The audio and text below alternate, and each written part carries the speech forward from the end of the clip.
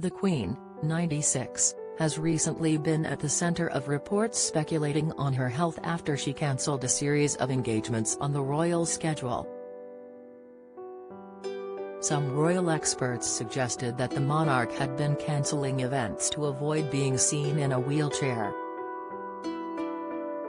Robert Jobson, royal editor for Australian television channel Sunrise, claimed that there had been talks about the Queen using a wheelchair, but that she wouldn't want to be seen in public using one.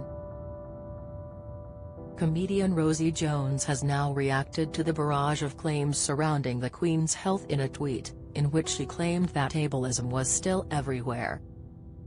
Rosie, who suffers from a disability named ataxic cerebral palsy, said she felt disappointed to find out about Her Majesty's reluctance to use a wheelchair.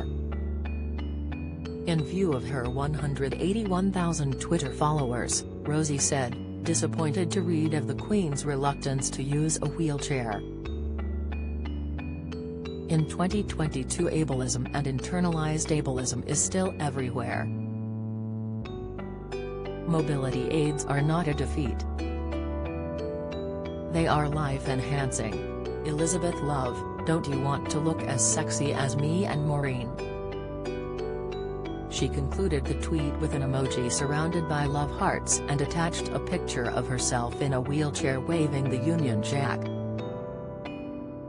Rosie's remarks sparked debate in her tweet's replies, with some online users defending the Queen's reported choice to avoid being seen in a wheelchair.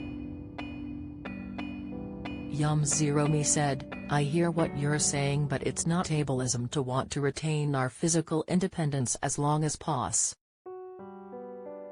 Unless we're in our 90s and used to being very active, we can't really understand how on a personal level, using a wheelchair very much must feel like admitting defeat.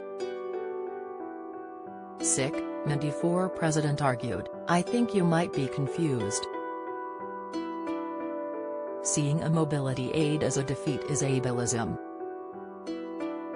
That's what the tweet says. The hunky chunky one typed, not everyone feels comfortable using a wheelchair. I certainly don't. Maybe it's stubbornness, refusing to let our bodies beat us, pride that we still can get around without one. It's not ableism to refuse to use something we feel we don't need. Sick, Motatwink112 wrote, it's a very personal thing and I don't think it's fair to be disappointed in someone else's feelings about using a wheelchair. I'm so pleased for you that you love yours. It's not so easy for everyone to accept though. The discussion follows fears for the Queen's well-being after she tested positive for COVID in February.